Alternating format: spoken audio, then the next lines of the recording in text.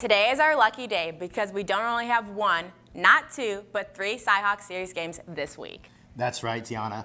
Last night, Iowa women's basketball took on the Cyclones in Ames, and tonight we get the sequel as Iowa men's basketball takes on Iowa State in Hilton Coliseum. Diving into both games to see how the Hawks measure up to the Cyclones.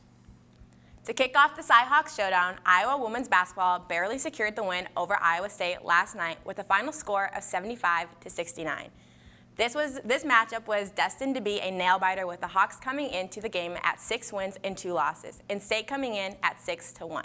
With seniors Kathleen Doyle scoring 21 points, Mackenzie Meyer scoring 18, and sophomore Monica Sananu dominating with 20, it looked like the Hawks really meant business in Ames. Currently, Iowa women's basketball is leading the Cyhawks series with 27 wins to the Cyclones' 22 total victories. And the Hawks have won 3, now 4 consecutive wins against the Cyclones. And let's just say they like to keep it that way. This win also adds women's basketball to the list of programs that have already beaten State this year, putting them alongside football, wrestling, and soccer. And after tonight, we are hoping to add men's basketball to that stacked roster as well. Speaking of men's basketball, the Hawks are heading into not only enemy territory, but also undefeated enemy territory. With Iowa State securing 5 wins and 0 losses at home, Iowa has quite the challenge ahead of them. Although, Iowa currently is leading Iowa State 45-27 in the Cyhawks series.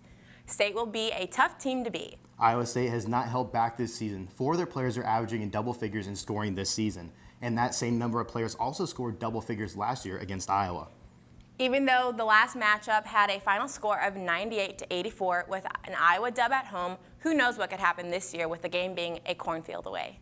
Although Iowa's down both their leading scorers from last year, Tyler Cook scoring 26 points and Isaiah Moss scoring 20, don't fret, we still have Joe Wieskamp and Luca Garza dominating the court, with Garza joining Jordan Bohannon in the 1,000-point club just last Friday.